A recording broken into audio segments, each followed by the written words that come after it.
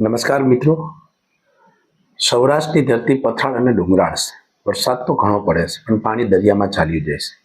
પાણી કાઢવાની ટેકનોલોજીમાં દિવસે દિવસે વધારો થવાના હિસાબે જે વર્ષો પહેલા 20-30 ફૂટે પાણી હતા, એ પાણી અત્યારે 2000-3000 ફૂટે વહી ગયા છે. આપણે દિવસે દિવસે પાણી જમીનમાંથી કાઢતા જાય છે.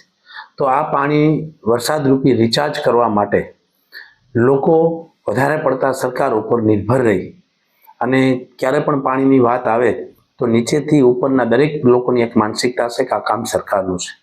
લોકો પાણી જળ એ જીવન છે, પાણી એક મહત્વનો ભાગ છે, આ કાર્ય આપનું જ છે એવું સમજી અને દરેક લોકો જો આની સાથે જોડાય અને વધારેમાં વધારે જો પ્રયત્ન કરશે તો ચોક્કસ ફરીથી આપણા પાણીના સ્તર ઊંચા આવશે.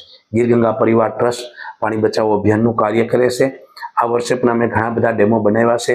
11,111 ડેમ જે જૂના છે એને તૂટેલાને રિપેરિંગ કરવા, કોઈની ઊંચાઈ વધારવી, કોઈના ઊંડા કરવા, જ્યાં જરૂર પડે ત્યાં નવા કરવા, આ કાર્યને લઈ અને પાણીના સ્થળ ફરીથી ઊંચા આવે એના માટેનો પ્રયત્ન કરી રહ્યા છે.